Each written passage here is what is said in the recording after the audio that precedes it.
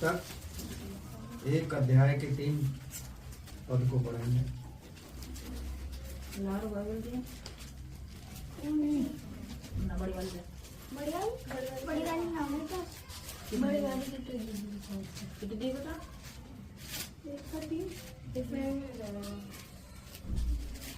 एक अध्याय 3 पद। बैल तो अपने मालिक को और गधा अपने स्वामी की चरनी को पहचानता है, परंतु इज़राइल मुझे नहीं जानता, मेरी प्रजा विचार नहीं करती। आइए अपनी आंखें बंद करेंगे और प्रार्थना करेंगे। धन्यवाद धन्यवाद, हालेलुया, स्तुति और प्रशंसा के योग्य प्यारे प्रभु, आदर और महिमा सम्मान केवल आप ही को देते हुए आज के इस दिन के लिए, आज के इस समय के लिए प्रभु वचन को मनन करना चाहते हैं प्यारे प्रभु। छोटे से झुंड के साथ प्रभु तूने मौका दिया है एक बार फिर से कि अब तक आपने जो आराधना चली है प्रभु, सहायता की है आप ही की दया और अनुग्रह के द्वारा। धन्यवाद करते हैं कि प्रभु जो गवाहियां दी गई प्यारे प्रभु, आपकी उपस्थिति में, आपके अधीनता में रहकर दी गई प्रभु, हर एक गवाही में प्रभु आपकी महिमा है। तेरा धन्यवाद करते हैं प्रभु, दी हुई गवाहियों के लिए धन्यवाद करते हैं प्रभु। आज के इस वचन को आप हमें सीखने के लिए आप अपनी पवित्र आत्मा का अभिषेक करें, हमें बुद्धि और समझ का आत्मा दे, वचन का प्रकाशन दे। और आपका वचन कहता है मुझसे प्रार्थना कर, मैं तुझे बताऊंगा गूढ़ बातें और कठिन बातें जो तू नहीं समझता। सचमुच प्यारे प्रभु, इस वचन को समझने के लिए, सीखने के लिए तो हम सभी की सहायता कर, अपनी पवित्र आत्मा की उपस्थिति से भर, हमें अभिषेक कर प्रभु, और बुद्धि और ज्ञान और प्रकाशन दे प्यारे प्रभु, मिलकर तेरी महिमा कर सकें। जो नहीं आए हैं उनको एक बार फिर से आपके हाथों में सौंपते हैं प्रभु। धन्यवाद देना चाहते हैं कि अब तक संभाला है, बाकी के समय को आपके हाथों में सौंपते हुए छोटी प्रार्थना उद्धार करता प्रभु यीशु के नाम से मांगते हैं, हालेलुया। परमेश्वर का धन्यवाद हो। वचन को हमें सीखना है और पढ़ना है और उसे समझना है। पढ़ना और समझना दो अलग अलग चीजें हैं। लोग एक तो किताब की तरह पढ़ते हैं वचन को और पढ़ के क्या कहते ऐसे ही निकल जाते हैं, लेकिन समझना है। हम समझेंगे कब? जब हमें परमेश्वर आत्मा के द्वारा सिखाएगा। कई लोगों को मैं जब सुनता हूं कहते हुए कि वचन ने मेरे हृदय को छू लिया। हृदय को छूने का मतलब ये है कि परमेश्वर आपसे क्या करना चाहता है? बात करना चाहता है। एक बार फिर से पढ़ेंगे। बैल तो अपने मालिक को और गधा अपने स्वामी की चरनी को पहचानता है, परंतु इज़राइल मुझे नहीं जानता, मेरी प्रजा विचार नहीं करती। हाँ, मेरी प्रजा विचार नहीं करती और मेरे लोग मुझे जानते नहीं हैं। वो इज़राइल की जो बात कर रहा है वो परमेश्वर के लोग हैं। वो परमेश्वर के लोगों के विषय में बात कर रहा है कि बैल जब अपने मालिक को, अपने स्वामी को पहचान रहा है और गधा अपनी चरनी को पहचान रहा है, तो आप और हम क्यों नहीं पहचानते? आप और हम क्यों नहीं पहचानते परमेश्वर को? मैं देखता हूं बहुत सारे बीमार लोग आते हैं, परमेश्वर से चंगाई पाके चले जाते हैं और अपने फिर से संसारिक कामों में लग जाते हैं। क्या परमेश्वर ने इसीलिए बुलाया था? डॉक्टर के पास हम जाते हैं, उसकी दवाई से आराम हो गया, ठीक है, नहीं तो दूसरा बदल देते हैं। लेकिन परमेश्वर हमसे चाहता है डेडिकेशन, समर्पण चाहता है, और वो हम देखते हैं उसके वचन के द्वारा ही हमें मिल सकता है। यहां लिखा है बैल अपने स्वामी को पहचानता है। हम सबका स्वामी कौन है? परमेश्वर है। पत्नी का स्वामी कौन है? उसका पति है। और सबका स्वामी कौन है? परमेश्वर है। लेकिन लोग अलग अलग रूपों में, अलग अलग प्रकार से अपने आप को स्वामी कहला रहे हैं, स्वामी मनवा रहे हैं और स्वामी बने हुए हैं। लेकिन सबका स्वामी एक है, वो है परमेश्वर। परमेश्वर का वचन कह रहा है कि इज़राइल के लोग जो हैं मुझे नहीं पहचानते, ना मुझे जानते। हमारे जीवन में परमेश्वर काम करता है, हमें चंगाई देता है, छुटकारा देता है, हमें पापों से छुड़ाता है, हमारा उद्धार करता है, लेकिन हमें क्या है कि उस पर विश्वास नहीं। इसलिए परमेश्वर का वचन क्या कहता है, बुलाए हुए तो बहुत हैं पर चुने हुए कम हैं। बुलाने के लिए भीड़ इकट्ठी हो जाएगी, लेकिन कितने लोग उसमें से परमेश्वर के साथ साथ चलेंगे। गीत गाते हैं ना, साथ चलूंगा तो जय जरूर पाऊंगा। जय तो हमें तभी मिलेगी जब हम साथ साथ चलेंगे। भजन संहिता 123 निकालें, उसका पढ़ें, क्या कहता है परमेश्वर का वचन। पहला और दूसरा पढ़ें। हे स्वर्ग में विराजमान, मैं अपनी आंखें तेरी ओर लगाता हूँ। देख, जैसे दासों की आंखें अपने स्वामी के हाथ की ओर और जैसे दासियों की आंखें अपने स्वामिनी के हाथ की ओर लगी रहती हैं, वैसे ही हमारी आंखें हमारे परमेश्वर यहोवा की ओर उस समय तक लगी रहेंगी जब तक वह हम पर अनुग्रह न करे। हाँ, हमारी आंखें अपने स्वामी परमेश्वर की ओर जब तक लगी रहेंगी जब तक वो हम पर अनुग्रह ना करें। एक दास अपने स्वामी की ओर दृष्टि लगाए रहता है, क्या कि मुझे कुछ मिल जाए। मंदिर में हम देखते हैं, मंदिर के पास जाएंगे, भिखारी आशा लगाए रहते हैं, चाहे रास्ते में हो या मंदिर के आसपास हो या कहीं पर भी हो, वो आशा लगा के रखते हैं कि मुझे कुछ मिल जाए। हमें मनुष्य से आशा नहीं रखनी है, परमेश्वर पर आशा लगानी, क्योंकि परमेश्वर हमें सब कुछ दे सकता है। मनुष्य आज आपको दे देगा, लेकिन कल आपको उसका उधार चुकाना पड़ेगा। कल आपको उसका दिया हुआ उधार या उसका उपकार आपको चुकाना होगा। लेकिन परमेश्वर जो उपकार करता है, परमेश्वर जो अनुग्रह करता है, हमें उसे चुकाने की जरूरत नहीं है। लेकिन केवल इतना चाहता है कि हम टूटे हुए मन से परमेश्वर का धन्यवाद रूपी बलिदान अर्पित करें परमेश्वर को। इसलिए यहाँ क्या कह रहा है कि जैसे दासों की आंखें अपने स्वामियों की ओर लगी रहती हैं, हमारी आंखें किसकी ओर लगी हुई होनी चाहिए? परमेश्वर की ओर लगी। परमेश्वर पर हमें भरोसा होना चाहिए। आज मनुष्य पे भरोसा कर रहा है, लेकिन परमेश्वर का वचन क्या कहता है? श्रापित है वो मनुष्य जो मनुष्य पे भरोसा रखता है, और धन्य है वह मनुष्य जो परमेश्वर पर भरोसा ही रखता नहीं, बल्कि उसे अपना आधार मान के चलता है। आधार मतलब अपना सर्वप्रथम पहला स्थान परमेश्वर को देता है। मैं देखता हूं लोग अपने ऑफिसों को, अपने संसार के कामों को बहुत महत्व देते हैं। उसके लिए परमेश्वर के भवन को भी छोड़ देंगे और आराधना को भी छोड़ देंगे और सारी चीजों को छोड़ देंगे। लेकिन जो सब कुछ करने वाला है, जो सब कुछ देने वाला है, हम उसको इतनी जल्दी भुला देते हैं। ऑफिस जाना नहीं भूलते लोग, जॉब पे जाना नहीं भूलते, कोई शादी विवाह हो उसमें जाना नहीं छोड़ते, लेकिन छोड़ देंगे तो परमेश्वर की आराधना को, छोड़ देंगे तो परमेश्वर से प्रार्थना करना, छोड़ देंगे तो परमेश्वर के वचन को पढ़ना, कि हम नहीं कर पा रहे। हमें उस परमेश्वर की ओर देखना है जो हमारा स्वामी है, जो हमारे लिए सब कुछ कर रहा है, जीवित रख रहा है, वो एक उसका अनुग्रह है। हमें चला रहा है, वो उसका अनुग्रह है। हमें खिला रहा है अच्छे भोजन, वो उसका अनुग्रह है। उसने हमें सांस दे रखी है, वो उसका अनुग्रह है। आज आप जाके देखो अस्पतालों में जगह नहीं है। क्यों? क्योंकि किसी ना किसी प्रकार से, किसी रोगों से वो ग्रसित पड़े हैं।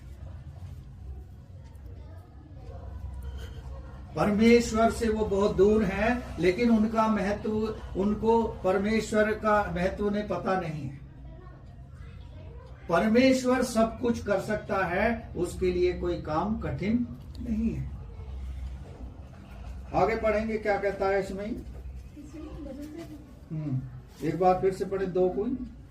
देख, जैसे दासों की आंखें अपने स्वामी के हाथ की ओर और जैसे दासियों की आंखें अपने स्वामी के हाथ की ओर लगी रहती हैं, वैसे ही हमारी आंखें हमारे परमेश्वर यहोवा की ओर उस समय तक लगी रहेंगी जब तक वह हम पर अनुग्रह न करें। हाँ, जब तक लगाए रखो कि तब तक वो हम पर अनुग्रह ना करे। दास की आंखें स्वामी की ओर लगी हैं, तो हमारी आंखें कहाँ लगी हैं?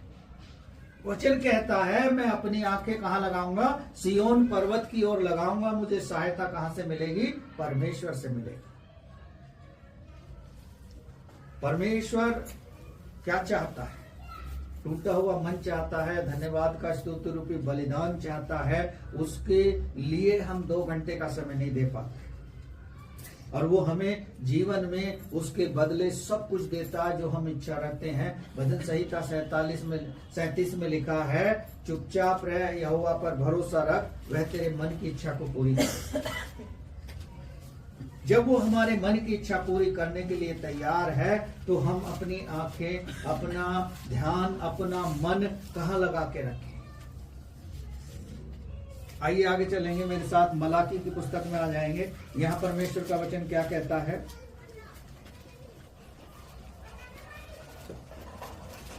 एक अध्याय निकालेंगे, 6 पद से पढ़ेंगे।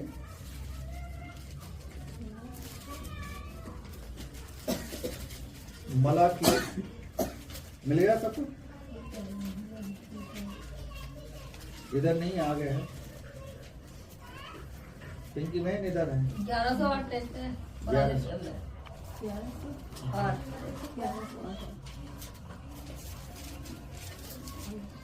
चलिए पढ़िए 6 पद से, निकाल के दीजिए।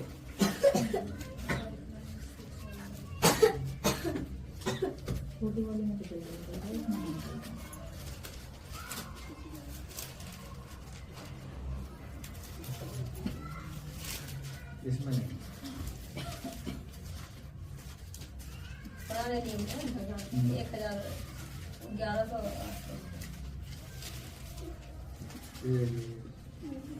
पढ़िए 6 पद को, क्या कहता है परमेश्वर का वचन? पुत्र पिता का और दास स्वामी का आदर करता है। हाँ, पुत्र पिता का और दास अपने स्वामी का आदर करता है। यदि मैं पिता हूँ तो मेरा आदर कहाँ है? हाँ, और यदि मैं स्वामी हूँ तो मेरा भय मनाना कहाँ है? सेनाओं का यहोवा, तुम याजकों से भी जो मेरे नाम का अपमान करते हैं वो यही बात पूछता है। परंतु तुम पूछते हो हमने किस बात में तेरे नाम का अपमान किया? हाँ, बस यदि परमेश्वर का वचन हमें स्पष्ट बता रहा है, जैसी दास की आंखें स्वामी की ओर लगी हैं और हम सबका मन स्वामी की ओर लगा है, तो परमेश्वर का वचन क्या उत्साहित करता है कि यदि मैं, जैसे पुत्र जो है अपने पिता का आदर करता है और मैं पिता हूं, तो मेरा आदर कहाँ है? यदि मैं स्वामी हूं तो मेरा सम्मान कहाँ है? लोग परमेश्वर का सम्मान कितना करते हैं? अपने संसार के, अपने जीवन के, अपने तमाम उन चीजों को महत्व देते हैं, लेकिन परमेश्वर को उतनी इंपॉर्टेंस नहीं देते। यहाँ साफ लिखा है, पुत्र पिता का और दास स्वामी का आदर करता है। तो यदि मैं पिता हूं तो मेरा आदर कहाँ है? और यदि मैं स्वामी हूं तो मेरा सम्मान कहाँ है? परमेश्वर का वचन भजन संहिता में इस प्रकार कहता है, कांपते हुए, डरते हुए परमेश्वर की आराधना करो। क्या कांपते हुए, डरते हुए? ऐसा नहीं है कि जानबूझकर हम कांपते रहें, डरते रहें। हम डरें तो बुरे कामों से, कांपें तो गलत बातों से। लेकिन आज लोग खुलकर गलत कामों को कर रहे हैं, गलत कार्यों को कर रहे हैं, और परमेश्वर का उनके अंदर भय नहीं है। उसके उपकारों को भुलाकर संसार की बातों में ज्यादा ध्यान लगा रहे हैं। परमेश्वर छोटे छोटे काम हमारे जीवन में करता है, जिसके लिए लोग लाखों रुपया डॉक्टरों के पास खर्च करते हैं, परमेश्वर एक पल में कर देता है। लेकिन क्या हम उस परमेश्वर का, जिसने परमेश्वर ने हमारे उस काम को जो लाखों में करता है डॉक्टर, उसने एक पल में एक छोटी सी प्रार्थना में कर दिया, क्योंकि हमने परमेश्वर की ओर अपने मन को लगाया। बड़े सम्मान के साथ हम उसके सम्मुख आए, लेकिन हमने उसको क्या दिया? धन्यवाद दिया। इसलिए परमेश्वर चाहता है कि हम उसका पूरा सम्मान करें, स्वामी की तरह, जैसे दास अपने स्वामी का सम्मान करता है, पिता अपने क्या कहें पिता का करता है। पुत्र आजकल पिता का सम्मान कर रहा है या माता का सम्मान कर रहा है? आजकल की युवा पीढ़ी ना पुत्र हो या पुत्री हो, पिता और माता को कुछ नहीं समझती। कुछ बच्चों में, कुछ परिवारों में डर भय बना हुआ है, लेकिन कुछ में नहीं है। यहां परमेश्वर का वचन कह रहा है, मेरा अपमान लोग कर रहे हैं। किस बात में कर रहे हैं? लोगों को पता है, लेकिन जानबूझकर अनजान बनते हैं। पता क्या है कि गलत काम कर रहे हैं, उन्हें बताया गया है, लेकिन फिर भी कर रहे हैं, क्योंकि उसको सम्मान नहीं दे। परमेश्वर चाहते हैं कि डरते हुए, कांपते हुए उसके सम्मुख आए और अपना धन्यवाद का स्तुति रूपी क्या करें? बलिदान उसको चढ़ाएं। हालेलुया। आइए एक और पढ़ेंगे, जल्दी से मेरे साथ चलेंगे। इफिसी की पत्रियों में आ जाएंगे।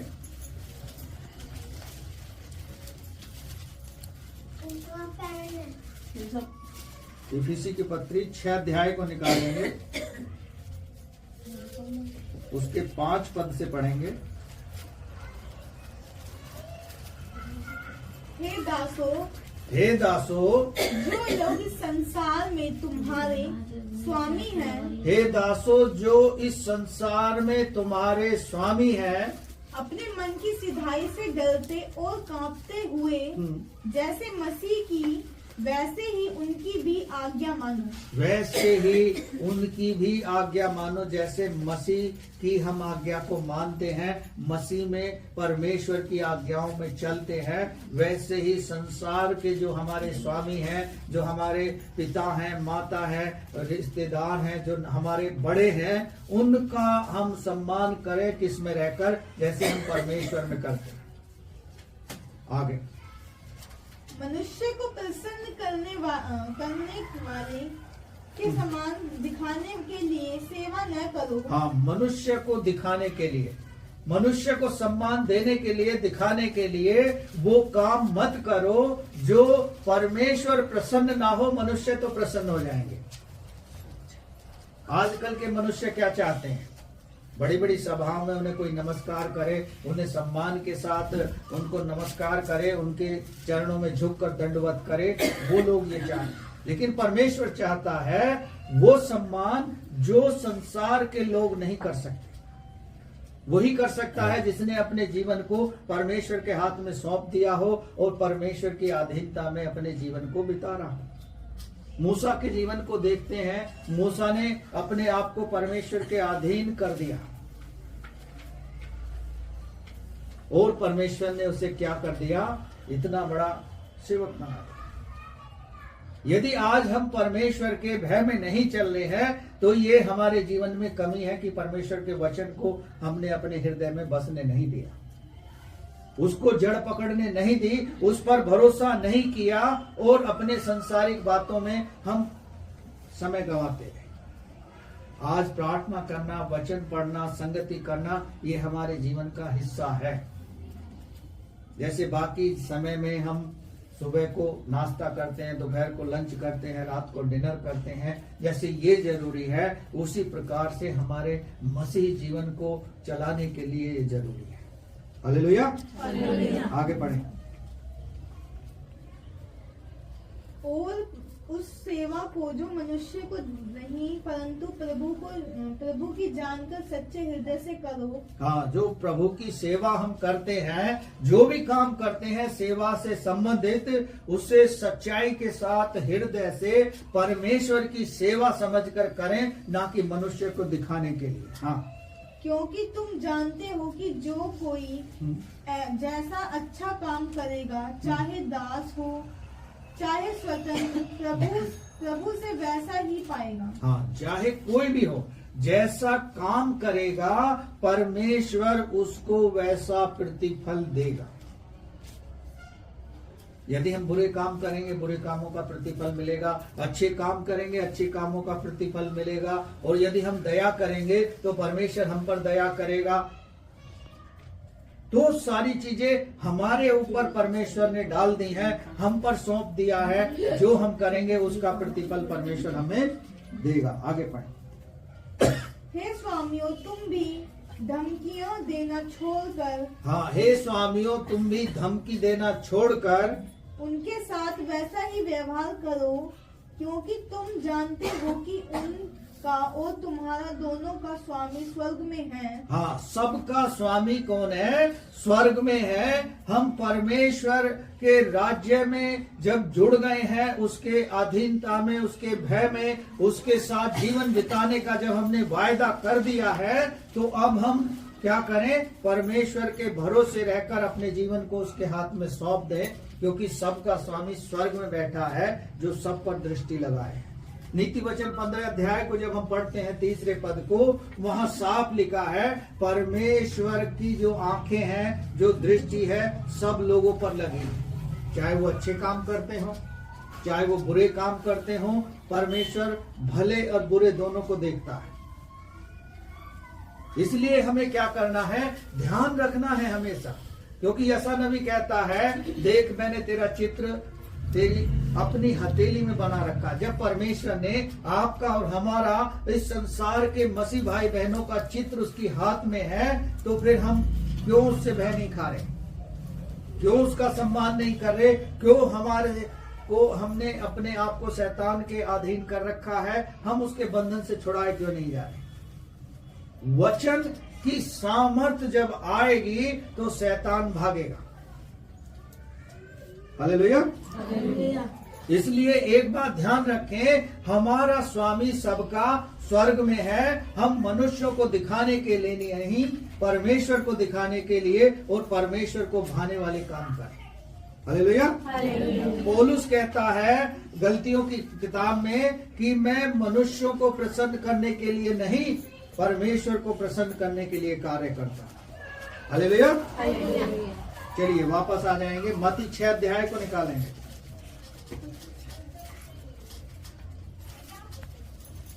उसका सबसे पहले 18 पद पढ़ेंगे। पिंकी बहन पढ़ो, मत्ती 6 अध्याय।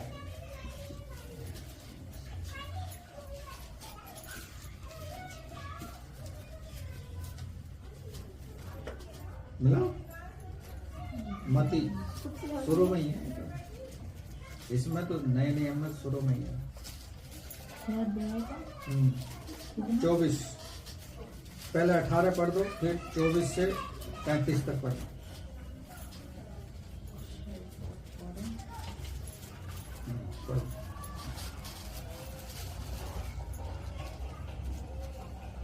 जिससे कि तू मनुष्य को उपवासी दिखाई न दे, परंतु अपने पिता को जो गुप्त में है, और तेरा पिता जो गुप्त में देखता है तुझे प्रतिफल देगा। हाँ, जब हम उपवास रखते हैं, या उपवास के विषय में कह रहा है, हम उपवास रख रहे हैं दिखाने के लिए ना रखें।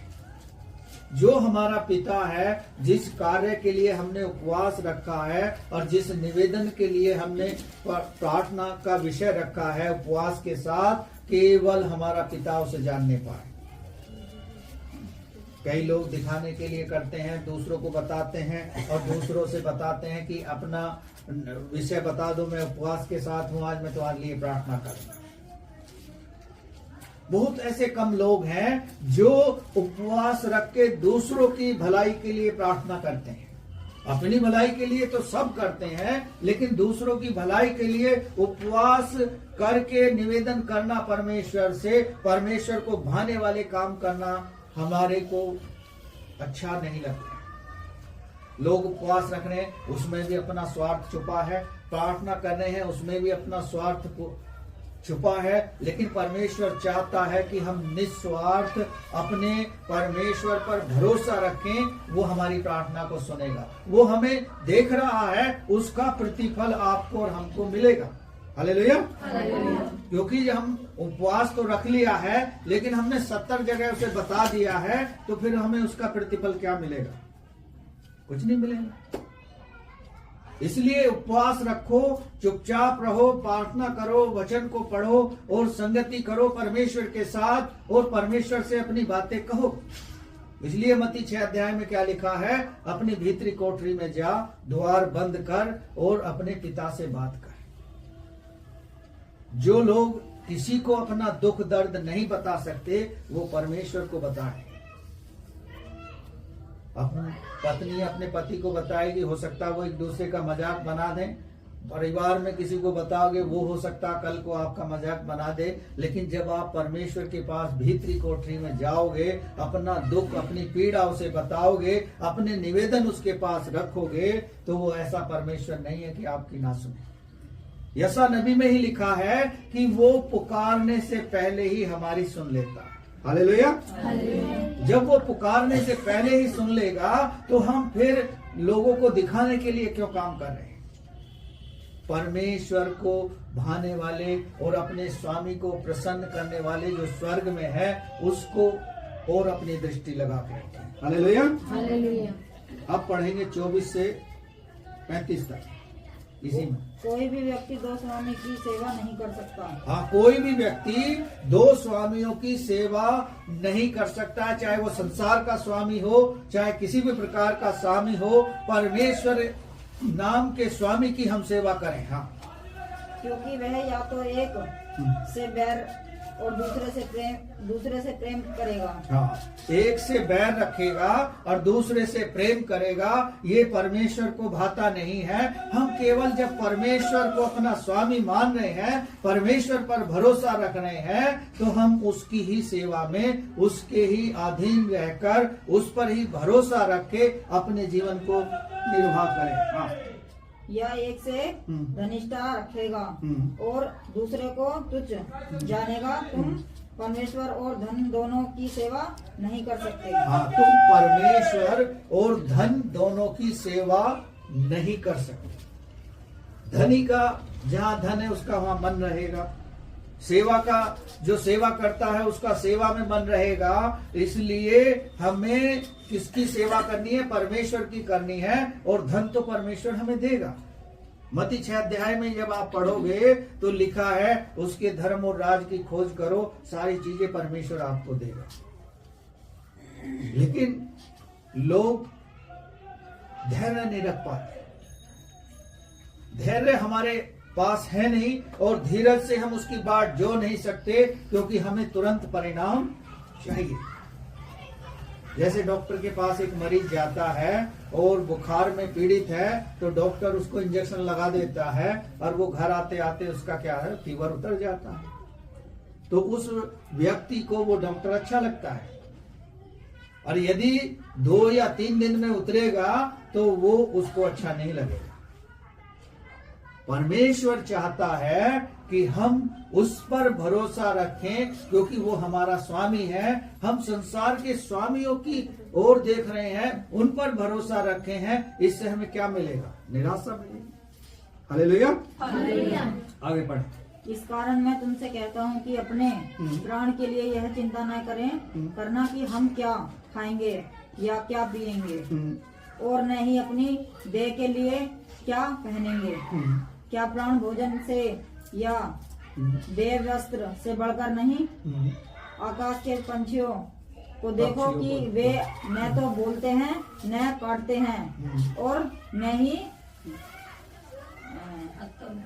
खलिहानों में इकट्ठा करते हैं। हाँ, बस यहाँ परमेश्वर का वचन साफ हमें विश्वास दिला रहा है। जब हम स्वामी की ओर अपनी दृष्टि लगा के रखेंगे, जो स्वर्ग में बैठा है, तो हम फिर संसार की चीजों की, खाने पीने की और बोने की, जोतने की क्या चिंता कर रहे हैं?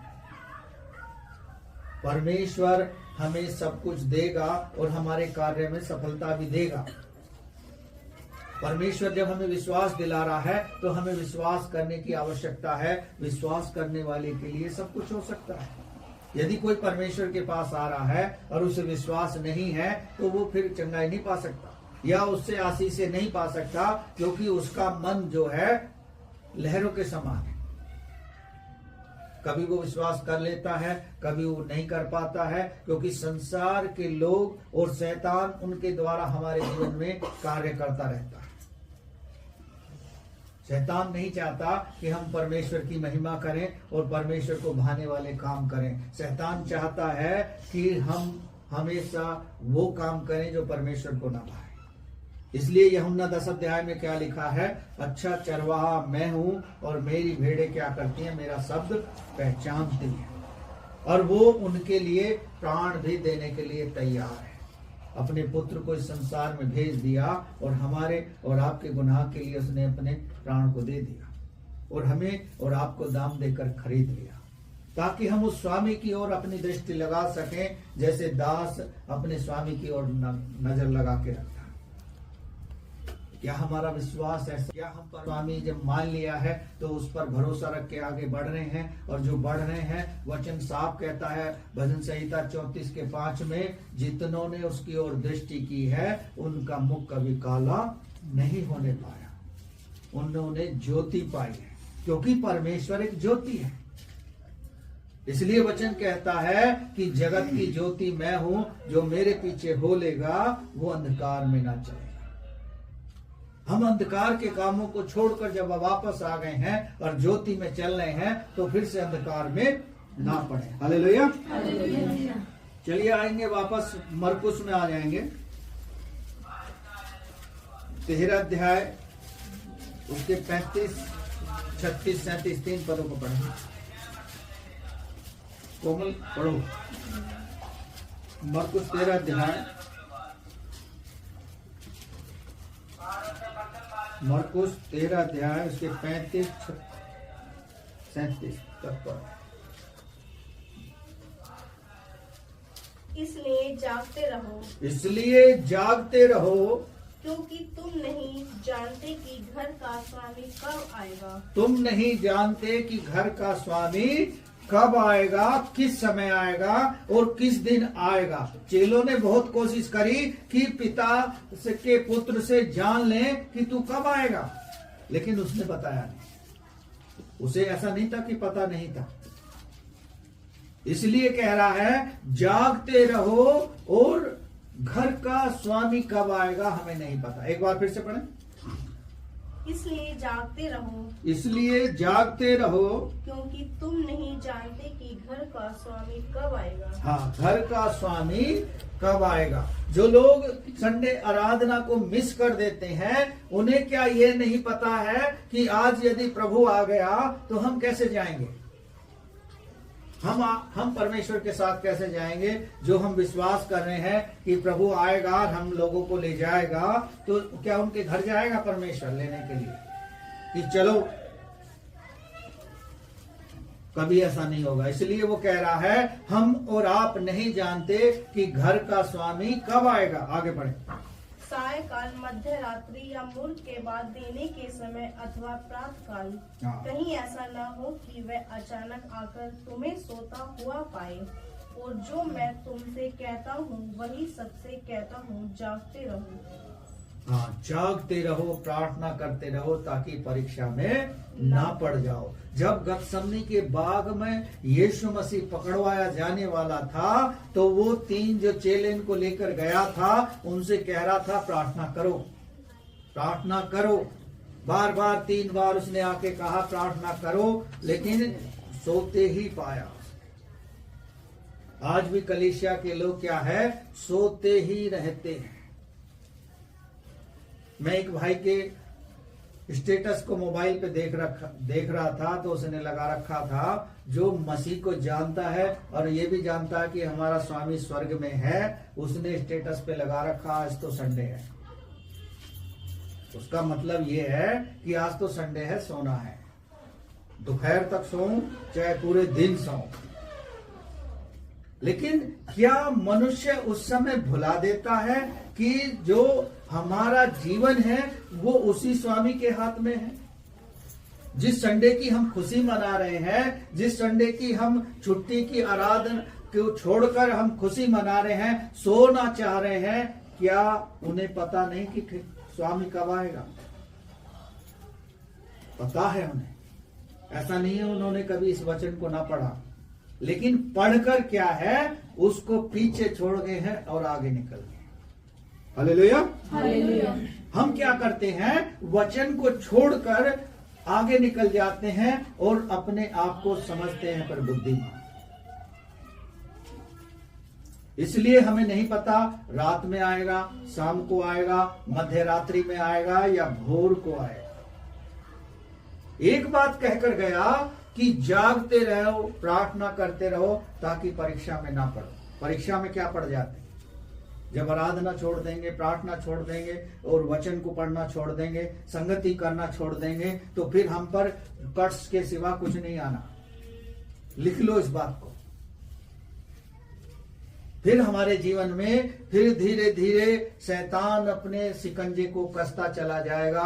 हम रोग से ग्रसित हो जाएंगे, हमारा शरीर स्वस्थ नहीं रहेगा और हम सोचेंगे कुछ और करेंगे कुछ। हमारे घर से आशीषें छीननी शुरू हो जाएंगी। क्यों? क्योंकि हम परमेश्वर को, जो हमारा स्वामी स्वर्ग में है, हमने उसकी बातों को फॉलो नहीं किया, उस पर विश्वास को नहीं किया, उसकी ओर अपने मन को नहीं लगाया। राजा दाऊद क्या कहता है? भजन संहिता 25 का 1 पद पढ़ें।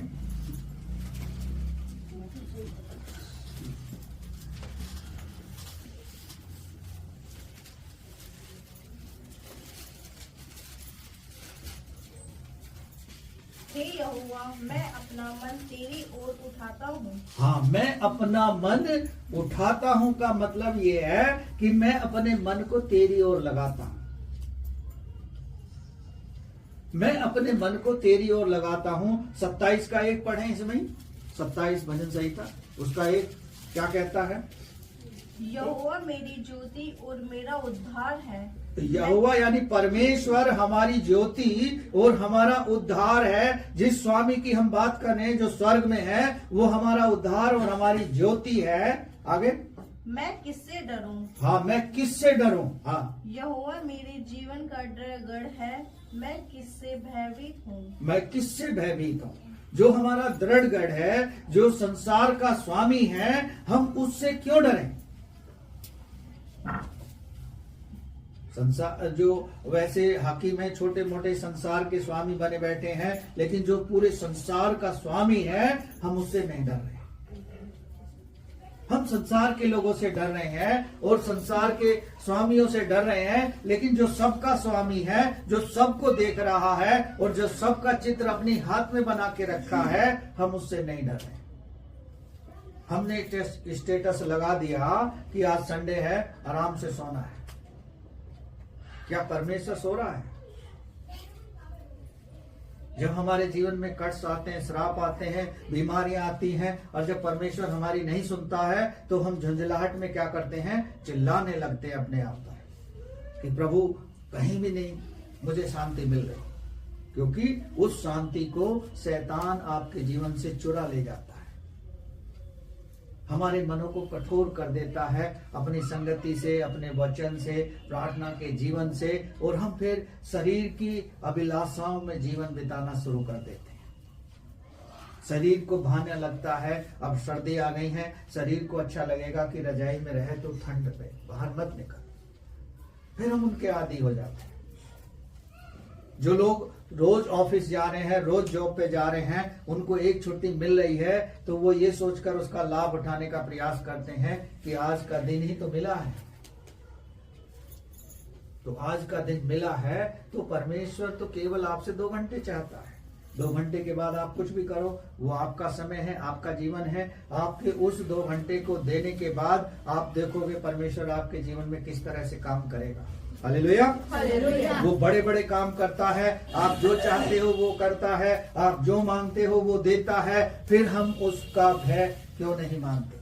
मलाकी में साफ कह रहा है, यदि मैं पिता हूं तो मेरा सम्मान नहीं लोग कर रहे, यदि मैं सबका स्वामी हूं तो मेरा सम्मान नहीं कर रहे। गधा अपने चरणी को पहचान रहा है, बैल अपने मालिक को पहचान रहा है, लेकिन लोग परमेश्वर को नहीं पहचान रहे। अंत के दिन चल रहे हैं, परमेश्वर कब आएगा हमें जागते रहने की आवश्यकता ही नहीं पड़ रही, क्योंकि हम परमेश्वर से, उसकी संगति से, उसके वचन से, प्रार्थना के जीवन से बहुत दूर चले गए।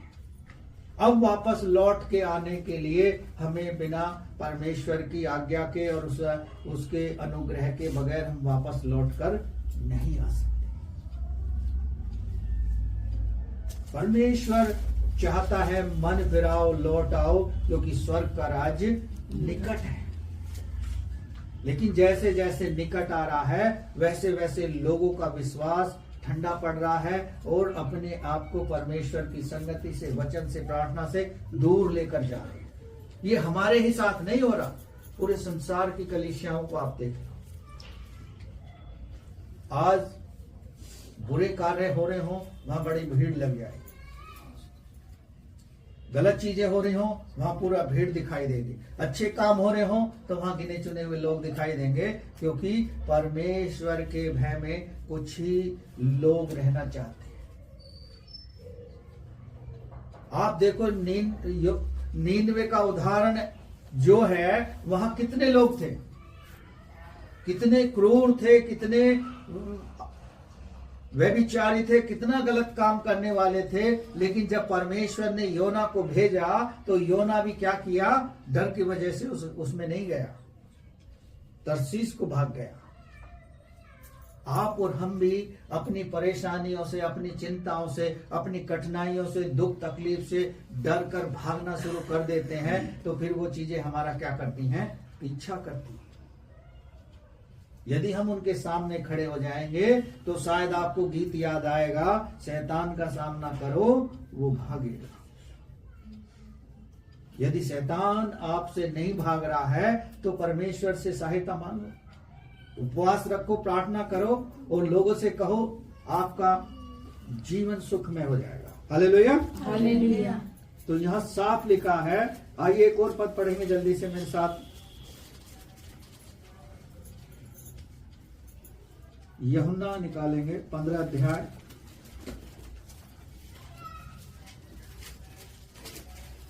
उसके 15 पद को पढ़ें। यहाँ क्या कहता है परमेश्वर का वचन, सबको याद होगा ये तो। अब मैं तुम्हें दास न कहूंगा, अब मैं तुम्हें दास ना कहूंगा। ये यीशु मसीह अपने चेलों से और अपने उन लोगों से बात कर रहा है जो उसका भय मानते हैं। हाँ, क्योंकि दास नहीं जानता कि उसका स्वामी क्या करता है। हाँ, दास नहीं जानता कि उसका स्वामी क्या करता है।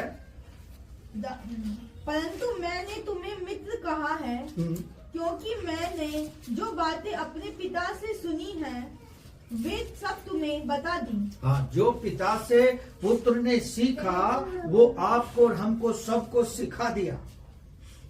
आज घरों में क्या होता है, जो संसार में रह रहे हैं बच्चे माता पिता से सीख रहे हैं, और यदि माता पिता ये कह दें कि हमने तो ऐसी चीजें नहीं करी, तो ये कैसे सीख रहे हैं। दूसरा साधन है मोबाइल। मोबाइल एक ऐसा भयानक रोग लग गया है युवा पीढ़ी में कि 4 घंटे 5 घंटे बैठ के मोबाइल चला लेंगे, लेकिन वचन को नहीं पढ़ेंगे, प्रार्थना नहीं करेंगे उसमें, क्योंकि उन्हें आलस्य आता है। क्यों? क्योंकि वो उनके हिसाब से शैतान ने उनके लिए इंटरेस्टिंग चीजें उनके सामने परोस दी। आज लोगों के घर में खाने के लिए आटा भले ही ना हो, लेकिन नेट पूरा मिलेगा मोबाइल में, चाहे 300 का हो जाए चाहे 400 का हो जाए। कोई ये आवाज नहीं उठाएगा कि भाई पैसा बढ़ा रहे हो, दिन घटा रहे हो। पैसा तो बढ़ा रहे हो नेट का, लेकिन उसके दिन भी तो बढ़ा दो। 300 रुपए में कितने दिन दे रहे? 28 दिन। आगे चल के जाओगे तो चोर लोग हैं, लुटेरे हैं, कहेंगे 300 रुपए में 20 दिन। तब भी लोग यूं नहीं कहेंगे 20 दिन क्यों दे रहे हो, खुशी से लेंगे, क्योंकि शैतान ने उनका मन ऐसा कर दिया है। लेकिन यहां परमेश्वर का वचन कह रहा है, मैं आज से तुम्हें दास नहीं कहूंगा, मित्र कहूंगा। आज कलीसियाओं में भाईचारा है, प्रेम है, और एक दूसरे को भाई बहन की दृष्टि से देखते हैं और एक दूसरे से भाई बहन के समान प्रेम करते हैं, तो वो किसने सिखाया? हमें प्रभु ने सिखाया। जो नहीं करता है उसे कोई भी नहीं सिखा सकता, क्योंकि वो सीखने के लिए तैयार है।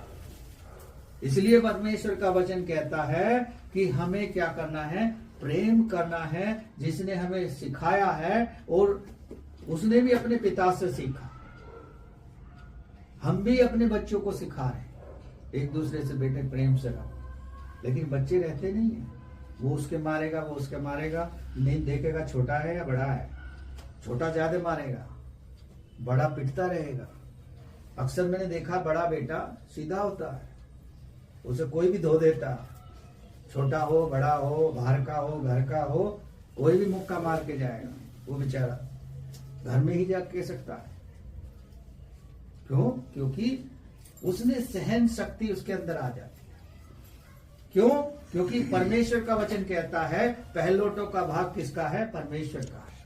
और वो पहलोटे किसके हैं? परमेश्वर के हैं। वो परमेश्वर उनके अंदर ऐसा स्वभाव डाल देता। Hallelujah, hallelujah. आइए एक और पद जल्दी से पढ़ेंगे, मेरे साथ निकाल लें।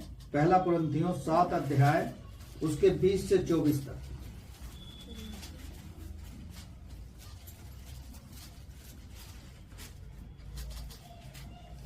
कितना बाकी? पहला कुरिन्थियों 7 अध्याय 20 से 24।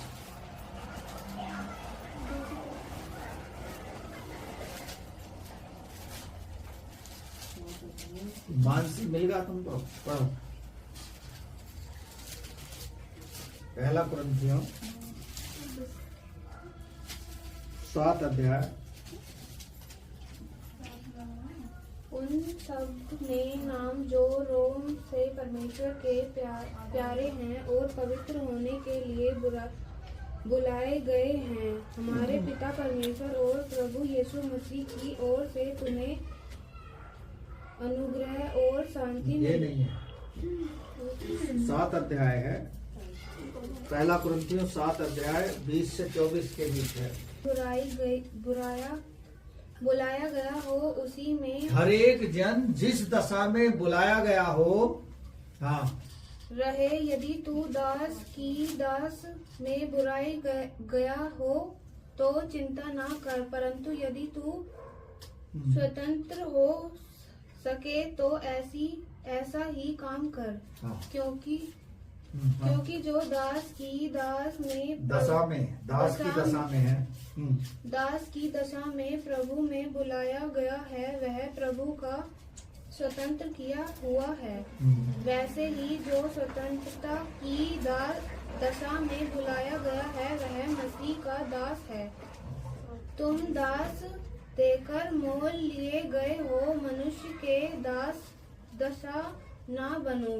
हे भाइयों, हमें जो बस परमेश्वर ने क्या किया है? दाम लेकर खरीदा है। यदि हम दास होकर स्वतंत्र होने के लिए परमेश्वर ने हमें बुलाया है, चाहे हम दास हो या कोई भी हो, हमें परमेश्वर ने स्वतंत्र किया है।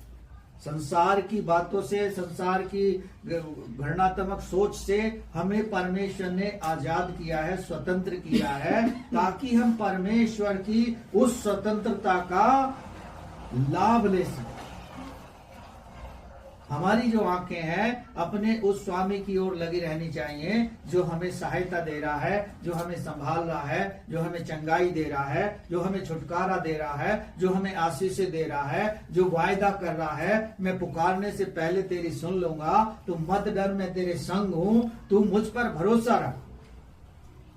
लेकिन हम अपनी परेशानी में, तकलीफ में, बीमारियों में, कठिनाइयों में हम परमेश्वर पर भरोसा नहीं रख पाते, क्योंकि परिस्थिति उस समय हमारी इतनी नाजुक होती है, हम जो है धीरज नहीं रख पाते। लेकिन परमेश्वर का वचन कहता है कि यदि हमारा भरोसा है उस पर, तो हमें डरने की आवश्यकता नहीं है। Hallelujah, hallelujah. क्योंकि मनुष्य हमारा कुछ नहीं कर सकता, केवल हमें उससे डरना है जो हमारी आत्मा को घात कर सकता है, संसार के लोग तो हमारे शरीर को घात कर सकते हैं, हमारे प्राणों की हानि की सोच सकते हैं, लेकिन प्राण लेना और देना किसके हाथ में है? परमेश्वर के हाथ में। हालेलुया। तो परमेश्वर चाहता है कि जिस तरह बैल अपने मालिक को पहचान रहा है, गधा अपनी चरनी को पहचान रहा है, हमें भी परमेश्वर को पहचानना चाहिए।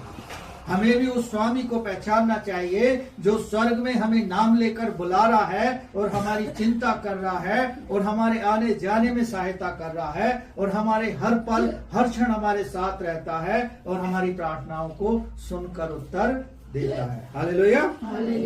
परमेश्वर का धन्यवाद। आइए कोरस